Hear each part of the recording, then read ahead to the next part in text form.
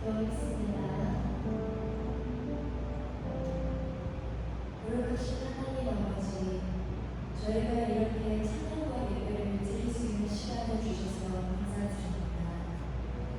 부족한 저희를 성장시켜 주시고 모든 환난 가운데 저희를 지켜주셔서 감사드립니다.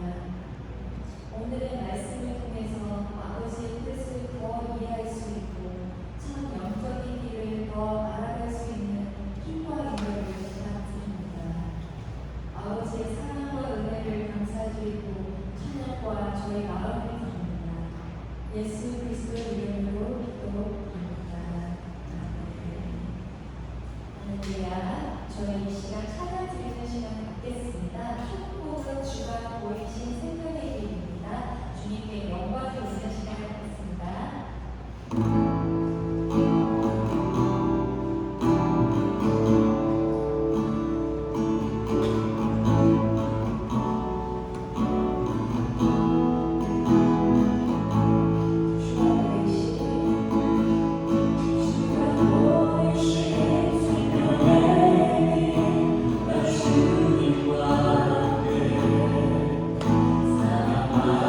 주님과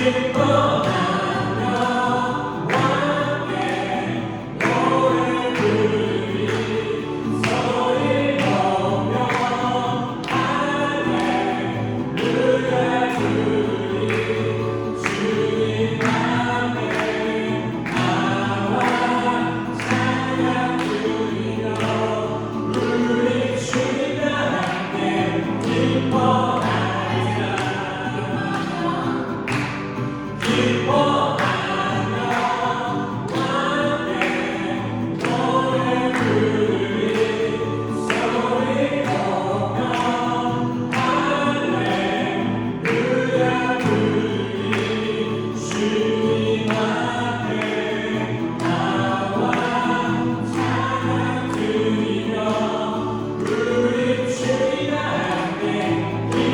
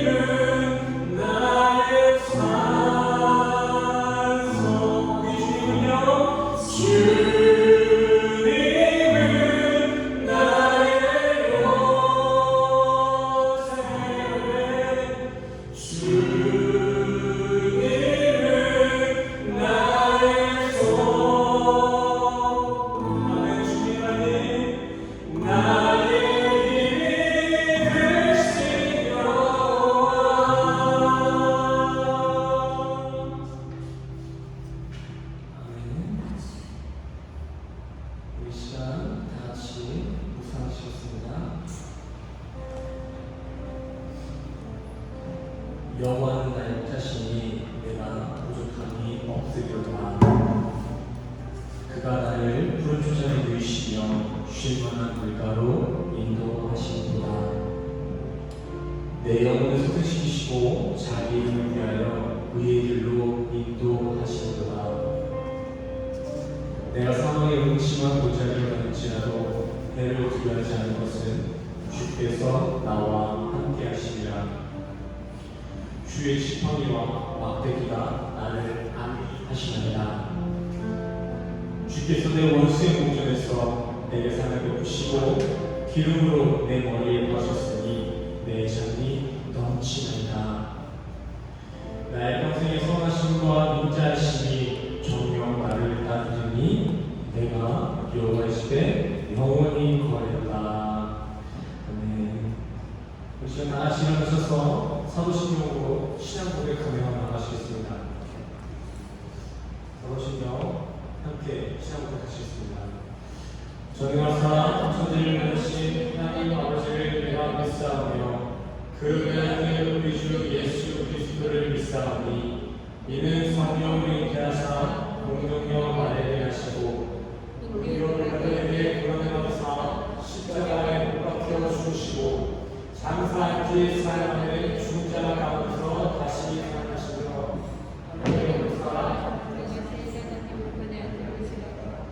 저리로서 산자와 죽은 자를 심판하러 오시리라. 성령을 믿사오며 거룩한 공예와 성부가 서로 교통하는 것과 죄를 사하여 주시는 것과 몸이 다시 사는 것과 영원히 사는 것을 믿사옵나이다.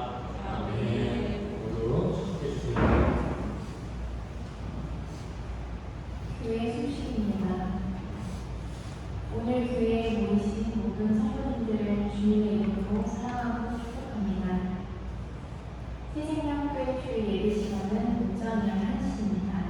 미리 오셔서 오늘 말씀을 묵상하시고 기도로 예배를 준비해 주시기 바랍니다. 헌금 시간은 따로 통제 없으니 예배가 끝나고 돌아가시는 길에 고난교회에 헌금하게 헌금해 주시기 바랍니다. 박유 김충렬 선교사님을 잘 부르신 김진순 형님이 아직 행방전을 함께 있습니다. 이를 위해 중기도 부탁드립니다. 새생명교회가 지방에 가입하고 심사 중에 있습니다. 신선한 심사 결과를 위해 관심과 기도 부탁드립니다. 어제 새벽 최경림 집사님께서 부친상을 입으셨습니다. 남은 장례 절차와 이쪽들을 위해 기도와 기도 부탁드립니다. 성도님들의 관심을 획기로 교회 일치 시간이 이제 정비되었습니다. 오늘 대예배 끝나고부터 점심 식사가 준비되오니 함께 식사하시고 의지하는 시간 가지시기 바랍니다. 오늘의 말씀은 고린도후서 1장 5절에서 9절 말씀입니다. 5절 말씀입니다. 그리스도의 고난이 우리에게 넘친 것 같이 우리가 받는 위로도 그리스도로 말미암아 넘칩니다. 우리가 환난당하는 것도 너희가 위로와 구원을 받게 하는 것이요 우리가 위로를 받는 것도 너희가 위로를 받게 하는 것이니 이 위로가 너희 속에 역사하여 우리가 받는 것 같은 고난을 너희도 견디게 합니다. 너희를 위한 우리의 소망이 경고함은 너희가 고난에 참여하는 자가 된 것 같이 미래에도 그럴 줄을 알미라. 형제들아, 우리가 아시아에서 당한 환난을 너희가 모르기를 원하지 아니하노니 힘의 격도로 심한 고난을 당하여 살 소망까지 끊어지고 우리는 우리 자신이 사형 선고를 받은 줄 알았으니 이는 우리로 자기를 의지하지 말고 오직 죽은 자를 다시 살리시는 하나님만 의지하게 하십니다. 할렐루야. 오늘도 예배당에 모이신 우리 성도님들을 주님의 이름으로 축복하고 환영합니다. 우리 옆 사람과 이렇게 인사할까요? 오늘도 잘 오셨습니다. 옆 사람과 인사드렸습니다. 주말이라고 멀리 놀러 갈 수도 있고 또 조금 늦잠도 주무실 수 있는데 그거 다 뒤로 하고 이렇게 하나님의 말씀을 듣기 위해 이 자리에 모이신 우리 성도님들을 주님의 이름으로 환영합니다. 오늘 이 자리 가운데 주님의 은혜가 풍성할 줄 믿습니다. 자, 오늘은 고난과 환난에 대해서 함께 교제를 나눠보고자 합니다. 고난과 환난.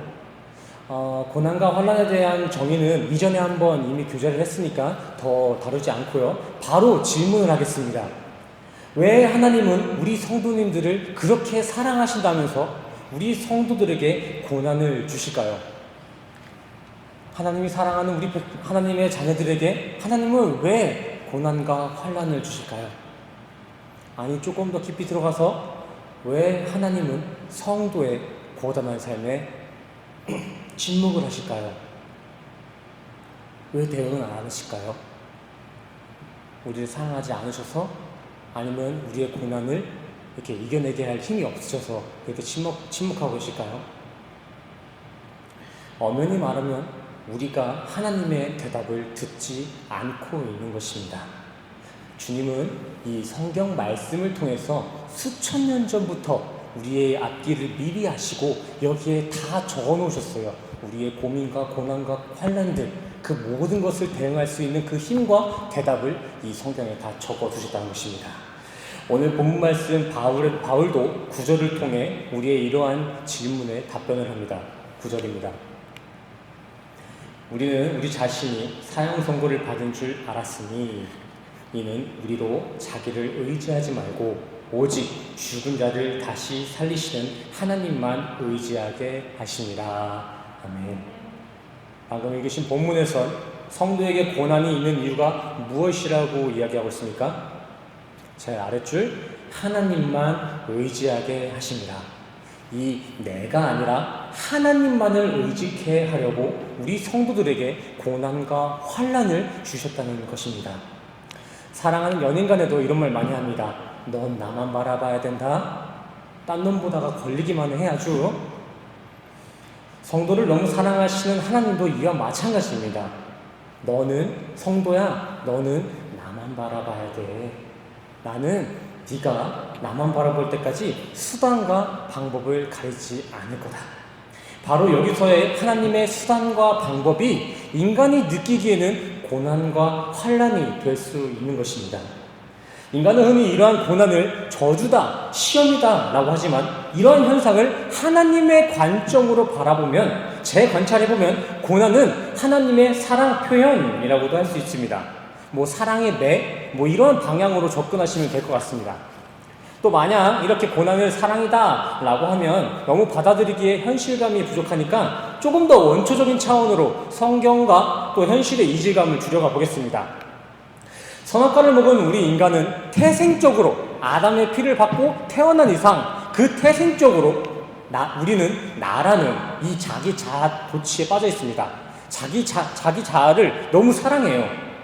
여기서 제가 지금 얘기하고 있는 자아 도취는 단순히 자기 자신을 소중한 인격체로 여기고 사랑하는 자기애나 자존감을 얘기하는 것이 아니라 나는 하나님 없이도 괜찮습니다. 나는 내 스스로도 행복한 삶을 개척해낼 수 있다라는 선악과로 시작된 자만과 교만의 자아 도취를 이야기하고 있는 것입니다. 하지만 과연 그렇게 자기 도취에 빠진 인간들에게 행복이라는 게 생성될 수 있을까요? 정말 우리 인간은 창조자 하나님 없이도 행복할 수 있을까요? 아니요. 인간은 스스로 행복이라는 것을 만들 수 없을 뿐더러 정의해내지도 못합니다. 인간은 지금 서 있는 나는 누구이며 무엇이 참 행복인지조차 인지 못합니다. 스스로는 내가 누구인지, 내가 무엇을 해야 행복할지 알지 못한다는 것입니다. 그래서 우리 인간은 나를 정의해낼 수 있고 내가 행복할 수 있는 게 무엇이 있나 주변을 살피게 됩니다.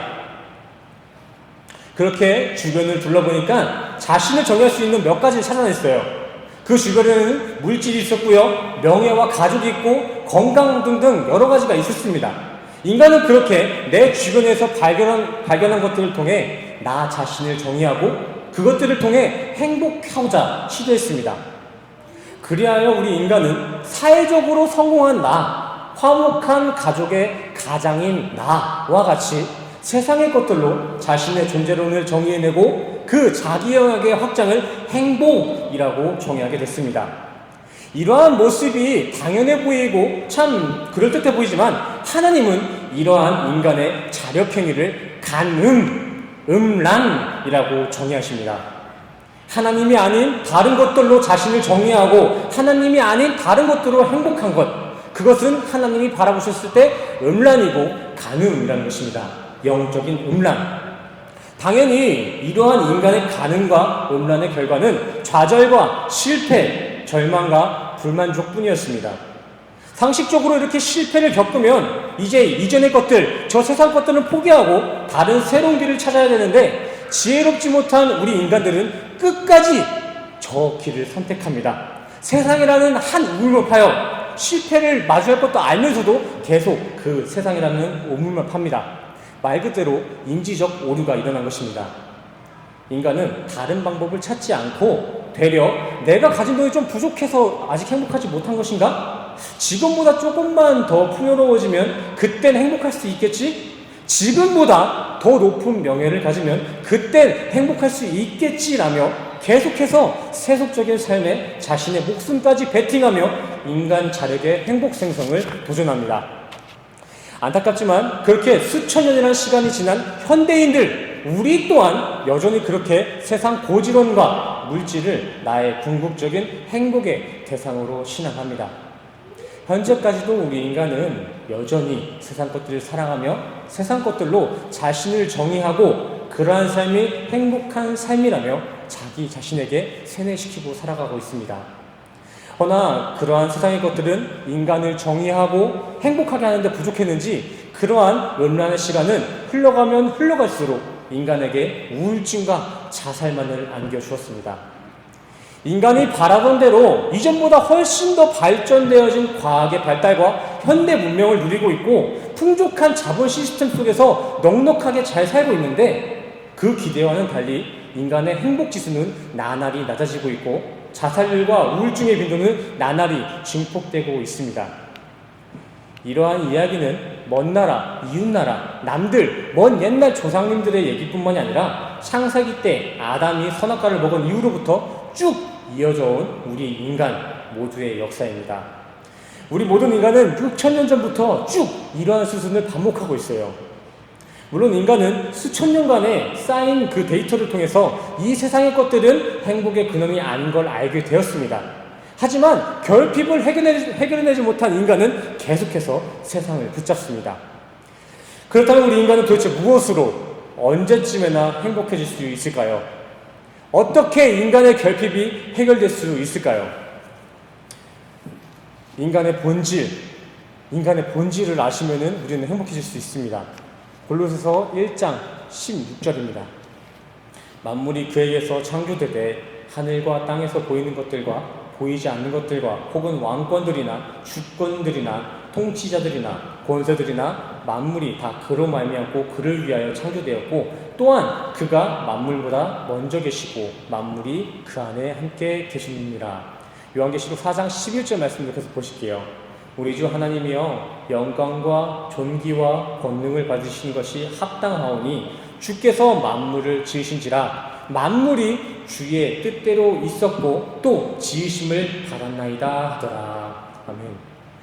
우리 인간은 본래 하나님이 우리 창조하실 때 하나님의 영광을 담아내는 그릇으로 지어내셨습니다. 미관용 그릇, 스스로를 꾸며서 이뻐 보여야 하는 그런 미관용 그릇이 아니라 하나님의 기쁨을 받아내는 그런 기능이 탑재되어 있는 역할의 그릇으로 지음받았다는 것입니다.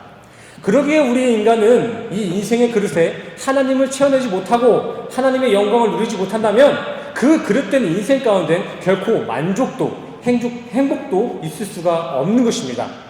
왜요? 우리 인간이 본래 그렇게 지어졌습니다. 그런 존재예요, 우리는. 이를 무시하고 암만 세속적인 것들로 우리의 인생을 한번 채워보세요. 물질이든 명예든 우리의 삶 가운데 가득 한번 채워보세요. 물론 잠깐의 쾌락을 느낄 수는 있습니다. 하지만 그 결국은 밑 빠진 독마냥 며칠 지나면 다시 그 물들이 새어나가고 우울해지고 절망에 빠질 것입니다. 성경은 이러한 밑 빠진 독에 물 붓는 행위를 에피티미아, 정욕이다, 탐욕이다 라고 말하고 있습니다. 본래 인간의 창조 목적대로 주어진 인생의 역사 속에 하나님의 영광이 아닌 다른 것으로 내 삶을 증명하고 인생을 채워내려는 모든 시도, 하나님이 만드신 이 그릇 가운데 하나님이 아닌 세상을 담아내는 그 모든 시도, 그것은 탐심이고 정욕이라는 것입니다.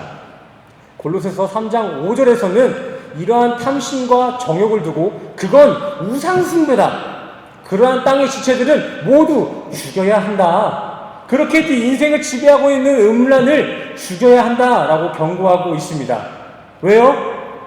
그건 밑 빠진 독에 물 붓는 행위와 같기 때문입니다. 암만 해도 득이 안 되니까 그것을 직면하라는 것입니다. 그래서 사도 바울은 고린도전서 10장 31절을 통해 너희는 먹든지 마시든지 무엇을 하든지 하나님의 영광을 위해 해야 된다라고 성도들에게 메시지를 전합니다. 너희는 너희의 인생에 세상을 담아내는 탐욕으로는 결코 그 결핍이 해결될 수 없으니 이제 너희들이 섬기던 그 우상숭배는 버리고 창조된 바 그 목적대로 하나님의 영광을 담는 거룩한 인생을 살라는 것입니다. 허나 이런 말씀이 있는데도 우리 인간은 어떠한 인생을 살고 있습니까? 우리의 인생은 지금 우리 인간의 현실은 어떻습니까? 대부분이 세상 사람들 할 것 없이 이 교회 내 성도들 또한도 세상으로만 인생을 채우며 살아갑니다. 그래서 대부분의 인간들, 대부분의 성도들은 삶의 무기력함을 느끼고 인생의 실증을 내기 시작합니다. 저는 한편으로 이런 생각도 해봤습니다. 세상의 진리가 아닌 걸 알면서도 매번 세속적인 것을 붙잡는 것, 6,000년 동안 계속 똑같은 실수를 반복하는 우리 인간의 이러한 오류들을 하나님은 얼마나 안타깝게 바라보실까? 자신의 자녀가 학교에서 시험을 봤는데 매번 똑같은 문제, 똑같은 형식을 똑같이 틀려서 옵니다. 그것만 봐도 속이 터지는데 하나님은 어떠실까요? 그렇다면 이렇게 고쳐지지 않는 습관, 이러한 오류를 고치는데 필요한 것은 무엇일까요?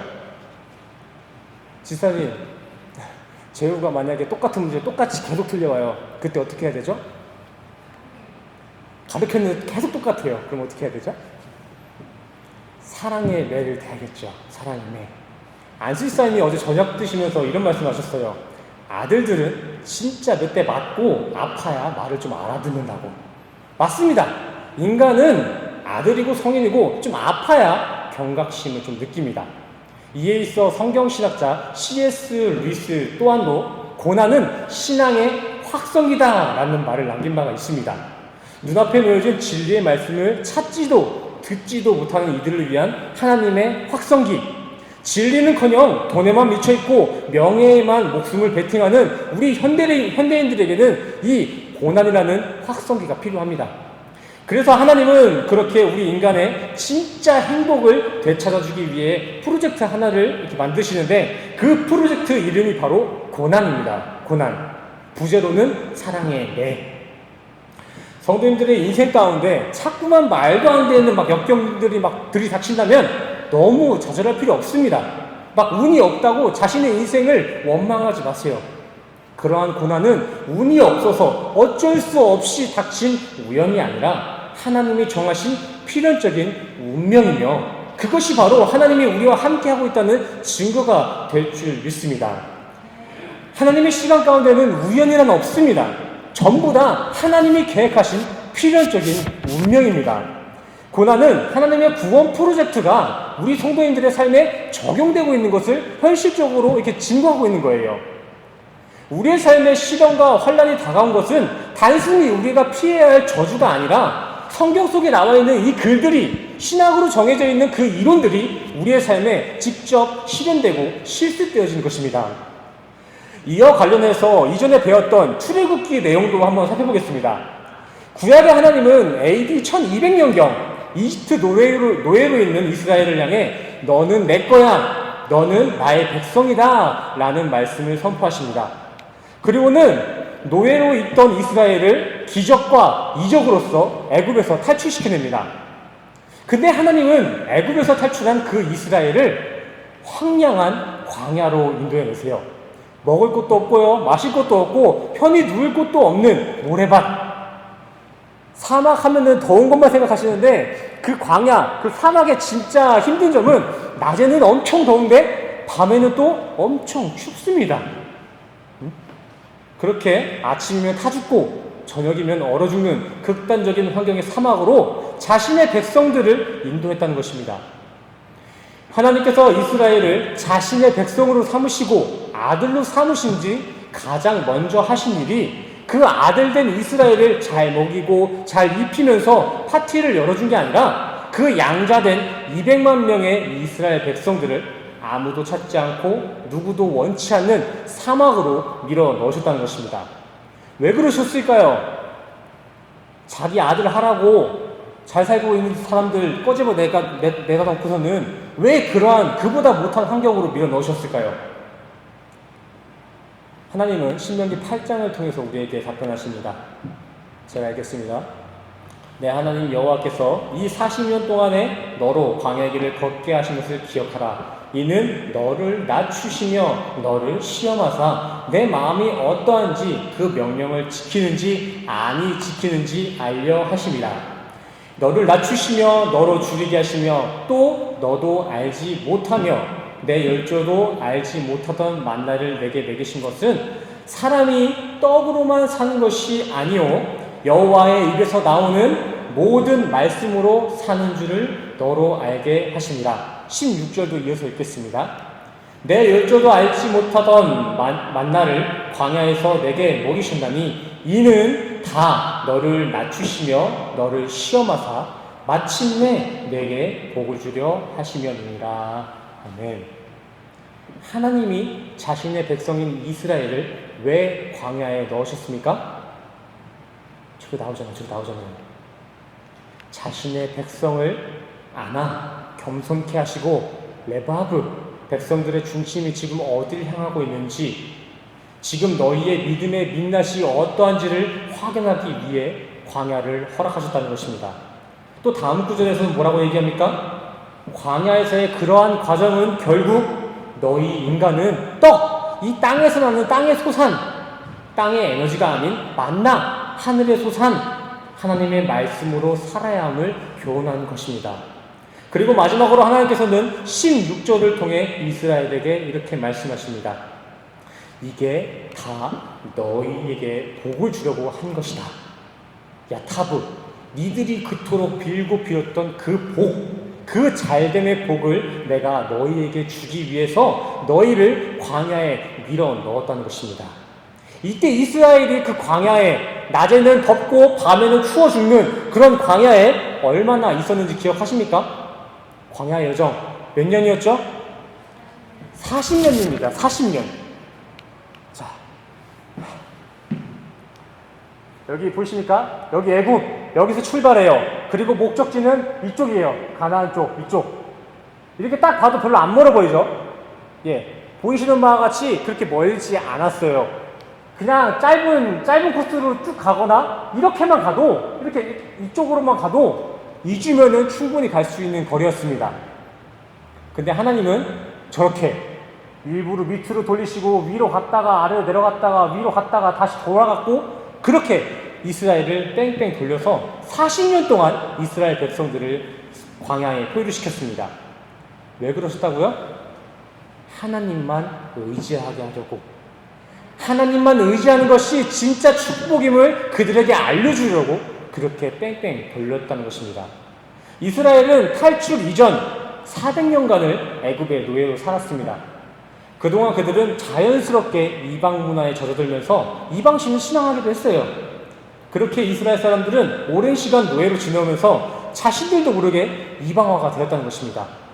나는 이방 문화에 이렇게 관련이 없는 줄 알았는데 저도 모르게 이방 문화를 사용하고 있었던 거예요.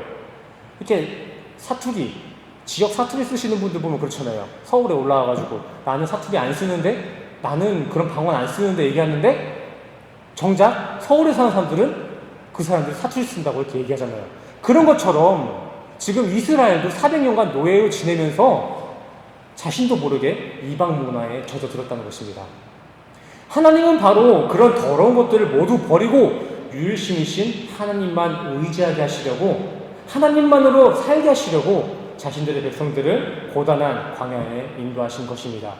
그들이 입고 있던 더러운 우상의 옷을 벗기고 정결한 옷만 만지되고, 출애굽 사건은 오늘 본문과 완전 일맥상통한 맥을 가지고 있습니다. 구약과 신약, 이렇게 수천 년이 지난 이야기지만 그 둘을 접어놓으면 그 과정과 결과가 데칼코마니예요. 보세요. 출애굽의 결론이나 오늘 본문의 결론이나 똑같은 하나님의 사랑입니다. 허황된 세상과의 연란을 끊어내고 오직 하나님 자신만을 의지하고 사랑하게 하셔서 진짜 행복, 진짜 축복을 주고자 하는 하나님 아버지의 구원 프로젝트. 그래서 우리 성도들의 삶에 고난이 찾아왔다는 것은 축복인 것입니다. 축복의 소식. 왜 고난이 축복입니까? 하나님의 백성에게 환난과 고난은 인내와 연단을 쌓아 소망을 이루기 때문에, 그 환난과 고난을 통해 진짜 행복을 알 수 있기 때문에 성도에게 고난과 환난은 축복이 되는 것입니다. 빌립보서 1장 29절에서는 이러한 고난은 성도의 특권이다, 은혜다 라고까지 이야기하고 있습니다. 로마서 8장 17절에서는 하나님의 상속자된 이들에게는 그 고난도 같이 상속되었다 라는 기록이 있죠. 그렇다면 이제 성도님들은 자신의 삶에 그 고난이 다가오면 그 고난을 어떻게 받아들여야 할까요? 저에게도 이제 인내와 연단을 주시는 건가요? 하나님이 이렇게도 저를 사랑하시는군요. 하나님이 주시는 거라면 그 모든 게 은혜이며 고난 또한 성도의 특권으로 아멘 하셔야 할 줄 믿습니다. 고난이 있으면 신앙을 포기하고, 고난이 있으면 그걸 저주로 바라볼 게 아니라 하나님 아니었으면 나는 이러한 고난 죽어서 평생토록 지옥에 빠질 뻔했구나 라는 이 경각심을 가지셔야 됩니다.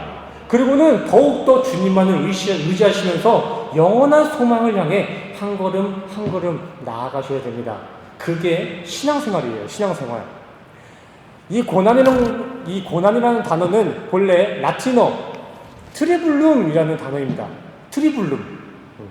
이 트리블룸은 탈곡기라는 의미가 있는데, 이 탈곡기 다들 아시나요? 탈곡기? 옛날 분들이랑 조금 기분이 안 좋으실려나? 연배가 있으신 분들은 이 탈곡기 잘 아실 거예요. 이게 언제 쓰이는 거죠? 곡식들 타작해서 그 안에 있는 그 알맹이만 남길 때 저 탈곡기를 사용합니다. 저기에 저 작은 틈 사이 있죠? 여기 이런데 이쪽에다가 추수한 그 곡식들을 딱 넣으면은 그 곡식들의 껍질은 다 날아가고, 그 껍질 안에 있던 깨끗한 곡식은 여기 아래에 싹 모이게 됩니다. 깨끗한 것들만. 더러운 것들은 저 밖으로 날아가더라고요. 영상 한번 보여주시겠어요? 영상? 제가 탈곡기 털어내는 거 영상 보여드릴게요. 현대판 탈곡기긴 한데 이 껍데기 안에 똑같이 이런 게 들어가 있는 거예요. 한번 봐주세요. 탈곡기 안에 저렇게 곡식이나 저 안에 있는 나무들을 다 집어 넣으세요.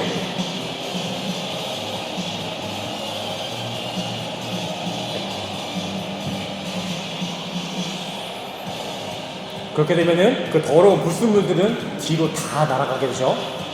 자,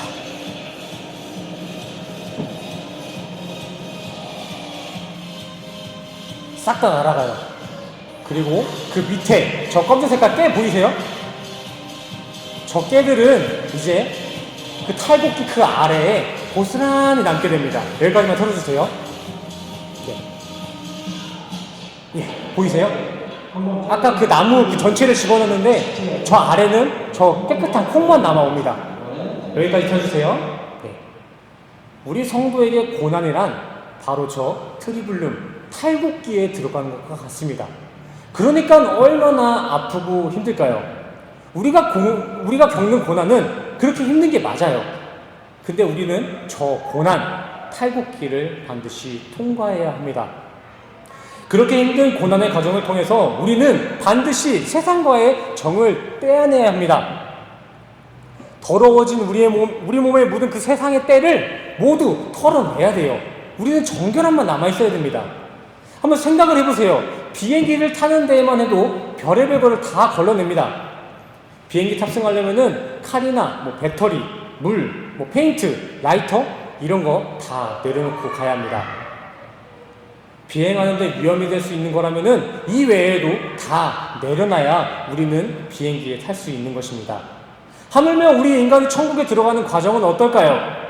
비행기를 탈 때만 해도 그 비행사가 그 비행에 이렇게 위협이 될 수 있는 거 모두 내려놓고 타야 되는데 우리 인간이 천국에 들어가는 그 과정은 어떨까요? 천국은 예수 그리스도의 복음, 이 십자가 복음 외에 아무것도 들고 가지 못합니다. 그 예수 그리스도의 복음만이 천국의 탑승권이며 그 복음만이 천국에 소용되는 품목입니다. 너무 이 땅에 돈 모으시고 세상에 집착하지 마셨으면 좋겠습니다. 세상에서 나타나는 그런 것들은 어차피 못 들고 갑니다. 돈다발을 들고 갈 수 있을까요? 아니면은 뭐 주식을 들고 갈까요? 집을 들고 갈까요? 무거워서 뜨지도 못합니다. 세상에 집착하지 마시길 바랍니다. 한 푼도 못 가져가요. 아직은 도저히 못하겠다. 아직은 내가 세상을 내려놓지 못하겠다는 분이 계신가요, 혹시? 너무 걱정하지 않으셔도 됩니다.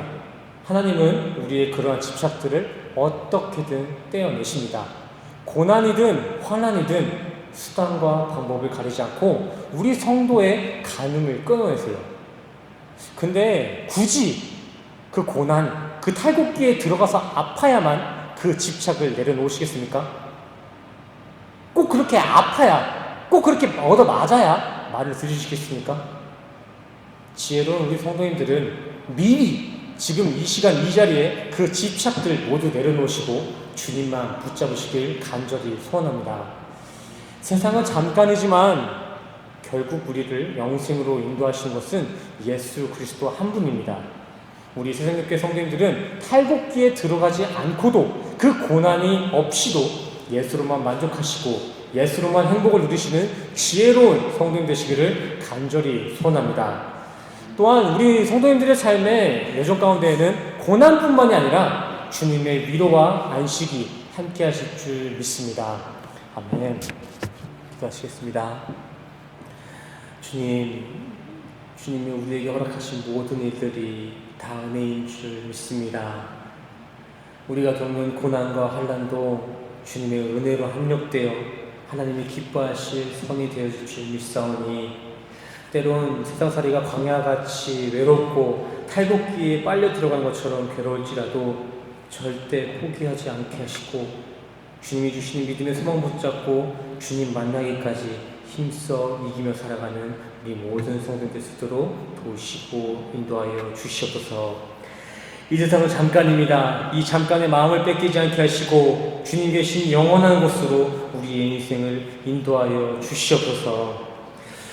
또한 이 시간 자기 부인과 말씀에 순종하는 마음으로 주님 앞에 물질로서 봉사로서 헌신으로서 봉헌하는 이들이 있습니다.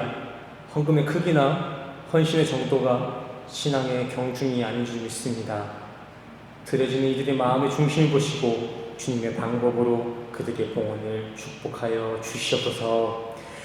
우리 성도는 다시 한 주간을 살아갑니다. 주어진 삶 속에서 주님을 만나게 하시고 주어진 삶으로 주님을 증거하는 우리 성도님 될 수 있도록 주님 도우시고 인도하여 주시옵소서.